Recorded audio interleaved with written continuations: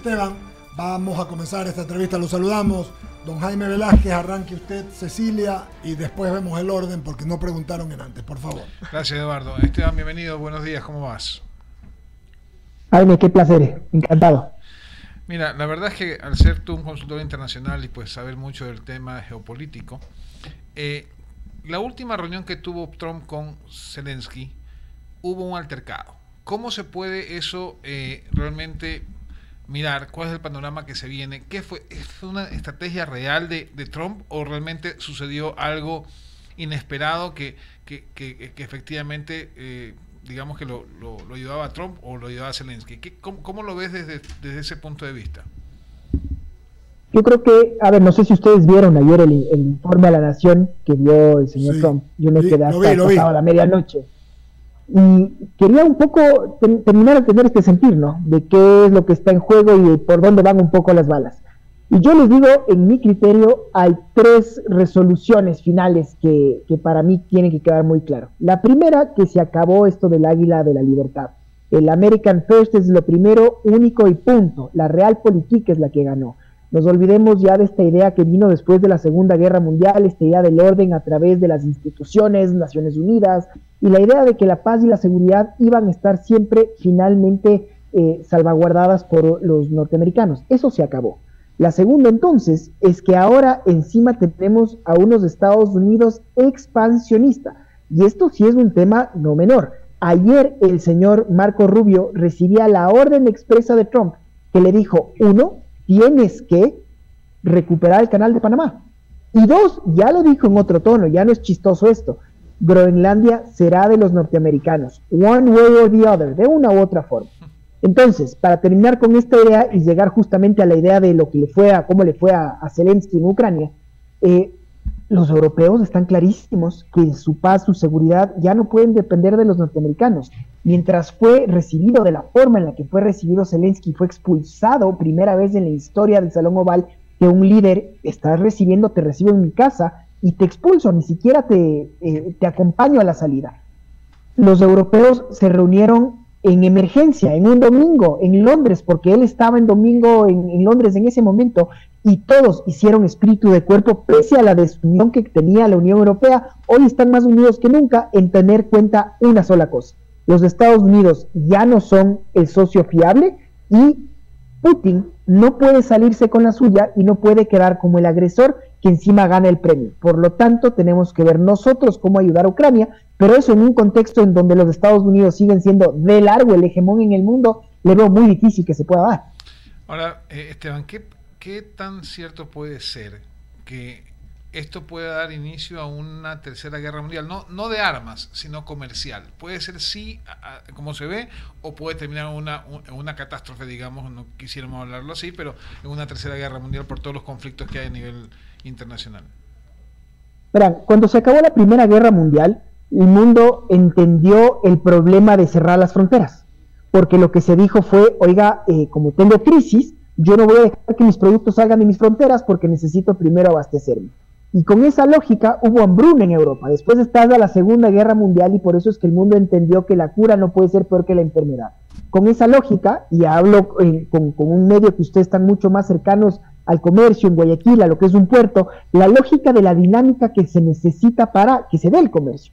Por eso es que nacen reglas del comercio internacional, la famosa OMC, la Organización Mundial del Comercio, el GATT, los acuerdos del comercio internacional, para tener por lo menos un trazado de la cancha de cómo hacer que esto se detenga, que esto podamos tener un libre comercio, el free trade. Bueno, Trump acaba de decir a sus socios históricos, ayer Canadá, el país más neutral, más amigable del mundo, el que ha estado con los Estados Unidos en todos sus conflictos los últimos 70 años, le dijo, usted me acaba de apuñalar por la espalda. Y entonces Canadá te regresará y terminará viendo por sus propios intereses. En resumen, aranceles del 25% que ya empezaron a Canadá, a México, a China del 10%, le dijo lo propio a los europeos, y fíjense en ustedes, para muestra un botón, cómo amanecieron las bolsas, se desplomaron. Fíjense, y concluyo esta última parte diciéndote cómo las agencias calificadoras de riesgos hace tan solo 40 días tenían una previsión de crecimiento del 3.9% de la economía norteamericana. Hoy es del menos 2.9%. Entonces, las placas tectónicas de la humanidad están en juego y evidentemente el primer disparado es el comercio como tal. Clarísimo. Le voy a dar paso a mi compañera Cecilia Duel, que está aquí con nosotros. Adelante, Cecilia. ¿Qué tal, doctor? ¿Cómo está? Gracias por explicarnos esa situación que está atravesando y también atraviesa por Ecuador. Yo tengo una pregunta más situada con Ecuador. Hace poco, pues, tuvimos el acuerdo ya aprobado por la Asamblea Nacional para la cooperación internacional en temas de seguridad y a la vez alguna vez se habló de militares extranjeras. Con más incidencia en Estados Unidos por esta alianza estratégica que han tenido durante este periodo. Pero ¿cuál sería el costo de esto para Ecuador? Un gusto, Cecilia. A ver, primero vamos poniendo los puntos sobre las is. El Ecuador también ha tenido un pasado reciente un poco caótico. Pasamos de ser los mejores amigos o intento de ser los mejores amigos de los norteamericanos a ser los acérrimos peleados. O sea, llegamos a ser muy soberanos, dijimos. Y como éramos muy soberanos, nos permitimos de expulsar a la embajadora norteamericana de los Estados Unidos aquí en el Ecuador, al jefe de todos los multilaterales del BID, del Banco Mundial, porque éramos muy soberanos. Y esto funcionaba muy bien porque teníamos un precio del petróleo a $120. Entonces había dinero para generar ministerios que llegaron a controlar ministerios. Así fue el Ecuador. Y claro, después empezó la debacle. Pero antes de esta debacle, también me olvidaba, Cecilia, que nos permitimos también decir la soberanía y la paz del Ecuador no puede estar catalogada por ninguna potencia extranjera. Y entonces cerramos cualquier base de cooperación. Ok, se acabó el dinero, ¿no? Se acabó la fiesta y después tenemos que, cuando el momento de pagar la cuenta. Y el momento de pagar la cuenta ya no tuvimos dinero. Y entonces ya habíamos expulsado a la embajadora norteamericana y a los multilaterales. ¿Quién nos prestó el dinero, Cecilia? Esto es historia reciente del Ecuador. China. Y China, como se dice vulgarmente, cara de tontos muy bien administrada nomás. Y entonces China nos puso intereses mucho más altos. China nos dijo resolución de controversias, Cámara de Comercio Internacional de Shanghái. Tómalo, déjalo. No me vengas ahora tú a decir que eres muy soberano porque a tu banquero no le pones las condiciones. Y entonces el Ecuador dijo el procurador, sí, Cámara de Comercio de Shanghái en caso de resolución de conflictos. Y por último, nos explotó el problema de la inseguridad en la calle. Y entonces yo te hago una reflexión.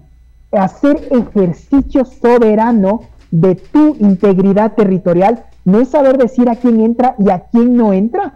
No es tener la sartén por el mango y cuando tú tienes un problema, porque siempre digo esto, oye, si el crimen opera de manera transnacional, ¿cómo es posible que los estados no lo puedan hacer de la misma forma? Entonces ahora queremos acercarnos a un acuerdo en materia de seguridad. Pero todo esto va a pasar, veamos qué pasa en 30 y pico días que tengamos unas elecciones, porque otra vez están estas dos tesis, o queremos ser los mejores amigos norteamericanos y tratar de tener un acuerdo comercial, porque el Ecuador sigue siendo el único país que tiene una salida a la cuenca del Pacífico que no tiene un acuerdo con los norteamericanos, o regresar a lo que ha sido, fue y será otra vez el socialismo del siglo XXI, de regreso a la soberanía, y vamos a ver cómo nos va con esta nueva administración hegemónica norteamericana y encima con la crisis económica que estamos viviendo. Yo tengo dos dudas aquí. La primera es, en caso de que se logre pues finalmente una alianza y ser, como mencionabas tú, mejores amigos de Estados Unidos, ¿cuál sería el costo para Ecuador? Y la segunda, que me hagas una pregunta que me inquiete y me gustaría que me ayudes a despejarla. ¿Cuál es el límite de la soberanía? A ver, muy buenas preguntas todas. Empecemos por el último. ¿Cuál es el límite de una soberanía? Hay que entender, y te doy una definición del derecho internacional, que un Estado es el que tiene que tener el control de sus fronteras, es el que tiene que tener la habilidad de poder dar seguridad, pues, alimentación a su población. Si tú no puedes eso, pues eres la definición de un Estado fallido. Por ejemplo, para mí, Haití hoy por hoy es un lamentable Estado fallido. Venezuela es un narcoestado porque se lo puede controlar solo gracias a través de los grupos transnacionales que dan de comer a la cúpula con un costo social altísimo. Entonces, ¿qué tenemos que hacer? ¿Quién es nuestro socio, nuestro principal socio comercial? Y de lejos, nos guste o no, son los Estados Unidos. Entonces, ¿con quién nos queremos acercar? ¿Con los europeos, los norteamericanos? ¿En dónde están las inversiones? ¿Cómo hacemos finalmente, Cecilia, para ser un país atractivo? Porque finalmente vendrá un inglés, un francés o un norteamericano, ¿y por qué va a invertir en el Ecuador y no en Colombia o en Perú? ¿Qué tenemos nosotros para ofrecer de diferente? Si no tenemos un acuerdo comercial y hoy por hoy estamos teniendo una crisis de seguridad. Y por eso es que termino diciéndote que hay que poner los puntos sobre las is.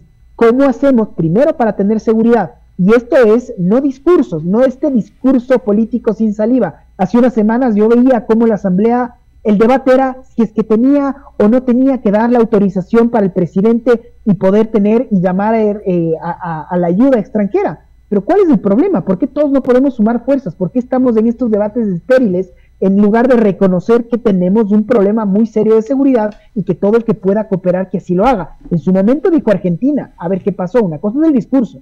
Se dijo Israel con todos los problemas que tiene hoy por hoy. ¿Y quiénes son los únicos que pudieron poner plata y persona? Los norteamericanos. Entonces, yo no creo en simplemente abrirnos sin más. Yo estoy diciendo que el Ecuador tiene que tener la sartén por el mango, que el Ecuador tiene que tener la cooperación en los términos que el Ecuador lo reconozca, cuando el Ecuador lo reconozca y como el Ecuador así mismo lo diga. De lo contrario, seguimos viviendo, y sobre todo por eso es que me gusta hablar con ustedes, amigos que están en la región costera. No me dejen mentir, estamos o no estamos teniendo un problema muy serio, y sobre todo en los lugares que están cerca del puerto. Así es, muchísimas gracias, Eduardo. Sí, querido Esteban, gusto de saludarlo. Buenos días, ¿cómo le va? Saludarlo. El gusto es todo mío, Eduardo. Coincidiendo, yo solamente digo siempre, creo que lo he dicho con usted algunas veces, que la soberanía real es cuando un hombre tiene trabajo, una mujer tiene trabajo, puede pagar sus cuentas y puede realmente vivir, educar a sus hijos si tiene, o hacer, educarse y vivir en paz, tener armonía, vivir en paz. Porque lo que nos dice lo formal, como decía usted, y así lo aprendimos cuando estudiamos, es los límites de la soberanía. Pero si no hay control de un lado del otro, somos o comenzamos a ser estados fallidos. Lo decía ahora de mañana cuando hablaba con lo que pasó en playas, cuando sale la policía y las Fuerzas Armadas, capturan a un poco de gente involucrada en cosas, y el otro día le dan bala. O sea, sin ningún respeto. Entonces a la gente la pone nerviosa, y luego pasa lo que pasó en el oriente ecuatoriano.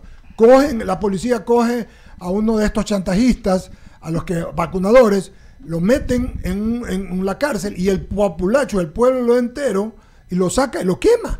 Eso pasa cuando no hay Estado, cuando la soberanía del Estado falla. Y no estoy echando la culpa a este presidente, es un tema que ha venido pasando y cada día es más. Pero bueno, dejémoslo allí. Solamente con una pregunta quería hacer esta explicación para ver si mis compañeros también pueden preguntar, por lo menos una pregunta. Esteban, volviendo al tema, íbamos a hablar del tema Canadá, Estados Unidos, pero ante la oportunidad de lo que dijo el presidente Trump ayer, solamente me toca, y ya le he aclarado a Cecilia algunos temas y a Jaime sobre el tema, solamente quisiera hacer yo una pregunta, que es esta.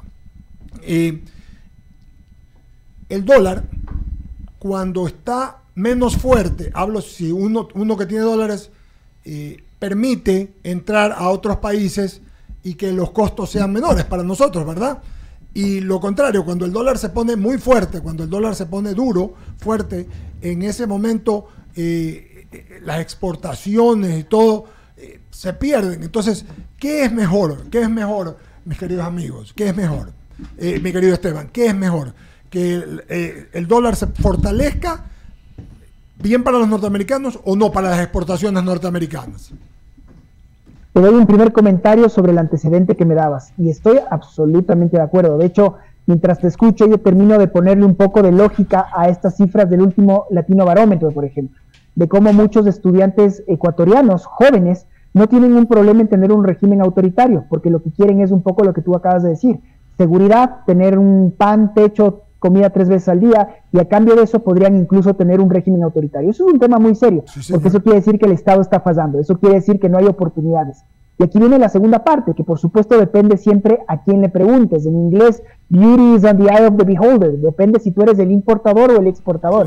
Está claro que los Estados Unidos son, y de largo, la moneda hegemónica en el mundo. Ahora, una cosa era que yo creo en ti, y por eso trabajamos juntos. Otra cosa es que llegue ahora una administración norteamericana y me diga: cuidado ustedes los del BRICS, intenten usar otra moneda que no sea la del dólar, y yo te voy a poner sanciones económicas. Entonces ahora yo me quedo un poco loco al regresar a ver quién es entonces el país que está intentando poner un poco de ecuanimidad en el concierto internacional. Es la China supuestamente comunista, y digo supuestamente porque de comunista ya no tiene nada, y en el concierto internacional, en la regla, en la lógica comercial, pues con el yuan mucho más devaluado que el dólar, evidentemente es muy difícil para muchas potencias tratar de competir con los precios y con la magnitud del tamaño que tiene China. Querido Esteban, agradecerle la amabilidad, querido amigo, le mandamos un abrazo, seguimos conversando, ¿ah? Muchas gracias. Siempre a sus órdenes. Un abrazo, que estén muy bien. Vamos a ver ahora un reportaje conseguido por la gente de la radio respecto al miércoles de ceniza y lo comentamos apenas regresamos. Vamos. El miércoles de ceniza marca el inicio de la Cuaresma, un tiempo de reflexión, conversión y preparación para la Semana Santa. Para los católicos,